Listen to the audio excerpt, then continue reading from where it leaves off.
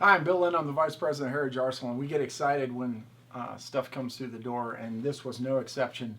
This is actually framed with some insignia, a wartime sepia-tone photograph of the famous Major General Claire Lee Chennault. Now, Chennault, famous as a pursuit pilot in the 1930s, he actually left the Army in 1937 as a major, unfit for promotion.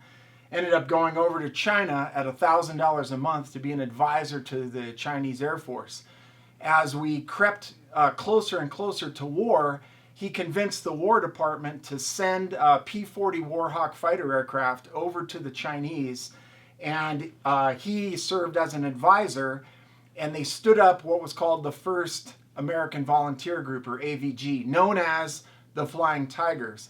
After the attack on Pearl Harbor, the Flying Tigers fought against the Japanese for about 7 months until they were formalized as part of the effort as the 14th Air Force.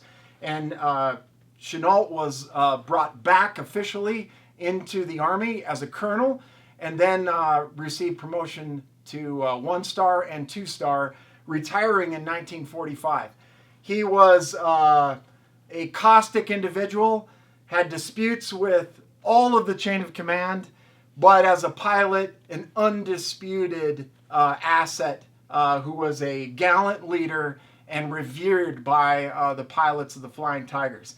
Here we have an actual dedication in his own hand to Colonel John Hester, who was the Chief of Staff of the 14th Air Force as well as a squadron commander during the fighting in the Second World War. This is actually a wartime signed photograph of Chennault, very rare to see.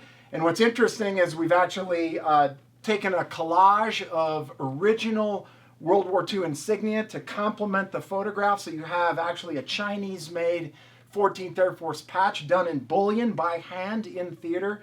The same goes with the China, Burma, India shoulder sleeve insignia. Both of those pieces of insignia being worn by Chennault in the photograph.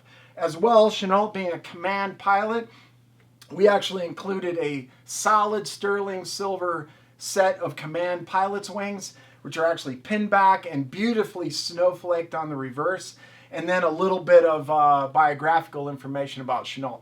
Very exciting to see something like this come out of the woodwork. It's never been in a collection before, came straight out of Colonel Hester's family, who served under Chennault during a critical period in the Second World War, and a fabulous piece of aviation history.